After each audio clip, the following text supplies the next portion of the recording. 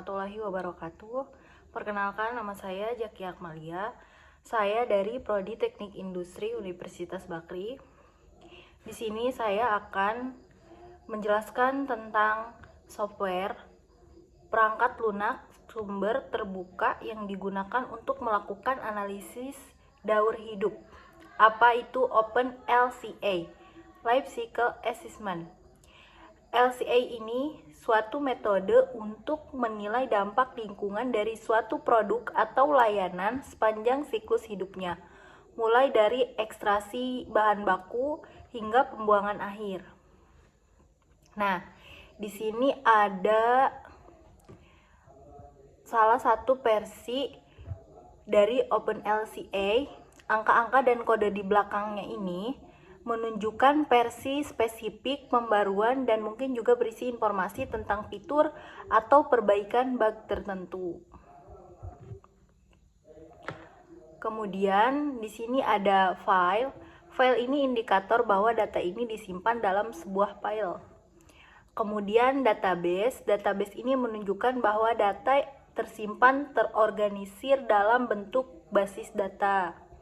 Nah, di bawahnya ini ada project. Project ini adalah tingkatan tertinggi menunjukkan berbagai proyek analisis sedang berjalan. Dan di sini ada water bottle, VET, PSPC production.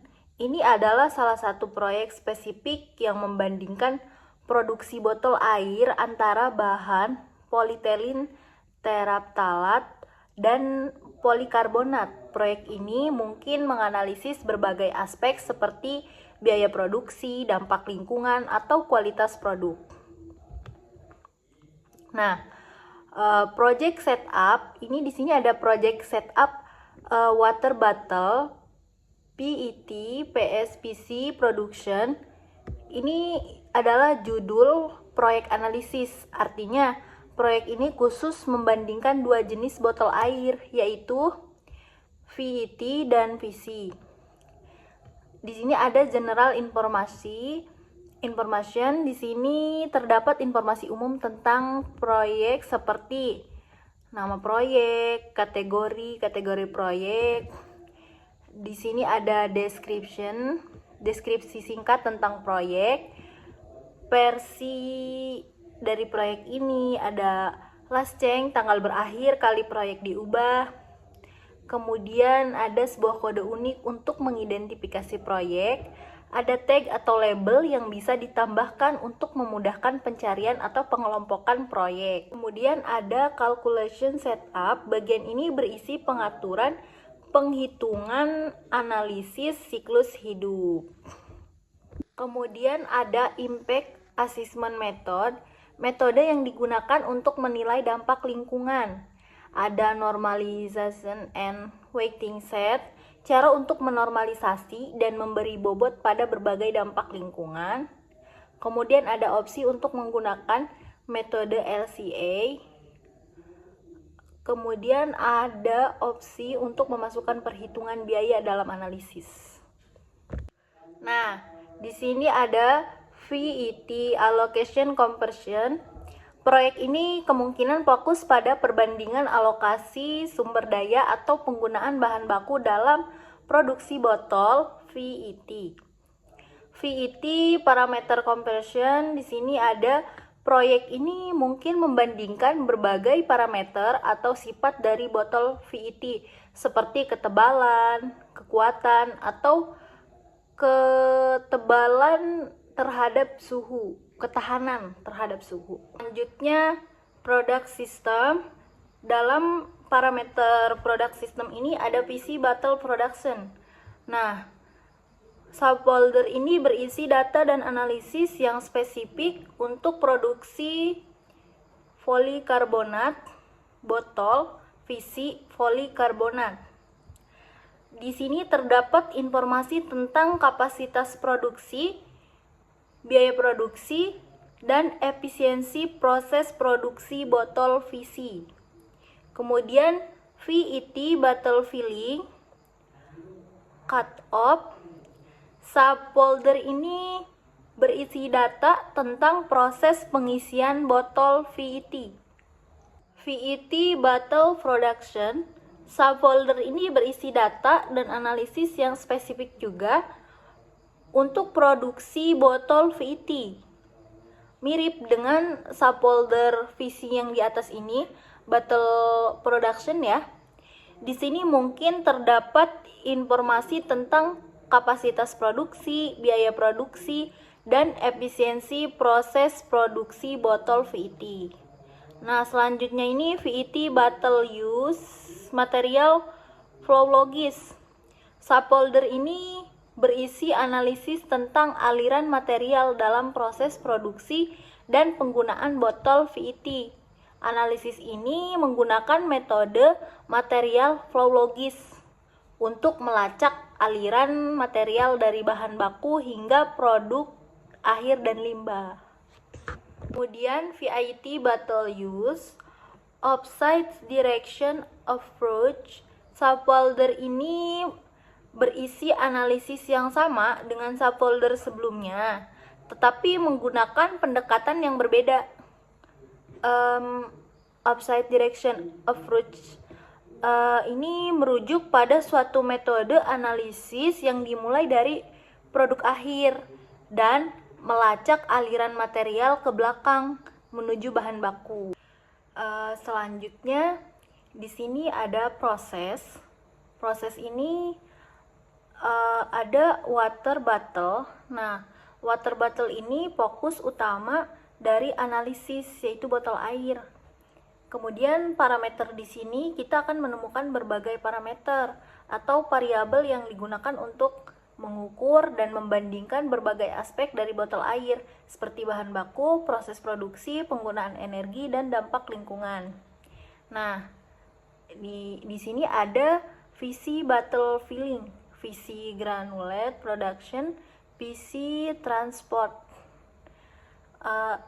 Ini subproses yang berkaitan dengan produksi botol dari bahan PC, mulai dari proses pengisian botol, produksi granul bahan baku, hingga transportasi. Kemudian PET Bottle Filling, PET Bottle Use Material Flow Logis, PET Bottle Use Offsite Direction Approach, PET Granulate Production, PET Transport. Subproses yang serupa dengan PC, tetapi kali ini fokus pada botol PET, polyethylene terephthalate. Di sini ada bottle end of life treatment. End of life treatment. Bagian ini berkaitan dengan akhir masa pakai botol, termasuk proses daur ulang atau limbah. Kemudian energi, karir, and teknologi. Bagian ini mungkin membahas tentang jenis energi yang digunakan dalam proses produksi dan transportasi botol, serta teknologi yang digunakan. Kemudian material production. Nah, bagian ini fokus pada proses produksi bahan baku untuk membuat botol seperti produksi granul PET atau VC. Nah, di sini ada sistem berisi informasi tentang sistem produksi secara keseluruhan, termasuk integrasi antara berbagai proses. Dan terakhir ini transport service. Bagian ini membahas tentang transportasi bahan baku, produk setengah jadi, dan produk akhir. Selanjutnya di sini ada flows. Flows ini folder utama yang mencakup semua aliran atau proses yang terkait dengan botol air. Nah, ada water bottle yang menjadi fokus utama analisis. Kemudian deposit goods ini menunjuk pada bahan baku atau komponen yang digunakan untuk membuat botol. Kemudian elementary flow ini mewakili aliran dasar atau proses-proses inti dalam siklus hidup botol, seperti produksi, penggunaan, dan pembuangan. Kemudian emisi ini menunjukkan berbagai jenis emisi atau limbah yang dihasilkan selama proses produksi dan penggunaan botol, misalnya emisi gas rumah kaca. Kemudian emisi to soil ini khusus pada emisi atau limbah yang mencemari tanah. Nah, kemudian end of life treatment ini mencakup semua proses yang terjadi setelah botol tidak dapat digunakan lagi, seperti daur ulang, insinerasi, atau pembuangan akhir. Selanjutnya, energi, karir, and teknologi. Ini membahas tentang sumber energi yang digunakan dalam proses produksi dan transportasi botol, serta teknologi yang digunakan. Kemudian, material production. Ini fokus pada proses produksi bahan baku yang digunakan untuk membuat botol. Nah, yang selanjutnya, production residues in life cycle. Ini merujuk pada sisa-sisa produksi yang dihasilkan selama siklus hidup botol. Kemudian, sistem. Ini merupakan berisi informasi tentang sistem produksi secara keseluruhan. Transport service membahas tentang transportasi bahan baku, produk setelah jadi, dan produk akhir. Kemudian waste ini kategori umum untuk semua jenis limbah yang dihasilkan, dan subfolder di bawahnya ini ada aluminium waste, asbestos, dan lain-lain sampai ke bawah sini. Dia memberikan rincian jenis limbah yang spesifik. Nah, di sini ada EPDS yang singkatan dari Environmental Product Declaration, yaitu deklarasi lingkungan produk yang memberikan informasi detail tentang dampak lingkungan suatu produk. Nah, result folder ini kemungkinan berisi hasil analisis dari data yang telah diinputkan. Kemudian indikator dan parameter. Bagian inti dari analisis di sini berbagai indikator dan parameter digunakan untuk mengukur dampak lingkungan. Nah, di sini ada impact assessment method. Metode-metode yang digunakan untuk menilai dampak lingkungan. Ada impact kategori dampak lingkungan yang diukur seperti perubahan iklim, penggunaan sumber daya, dan dampak terhadap kesehatan manusia. Kemudian ada sosial indikator.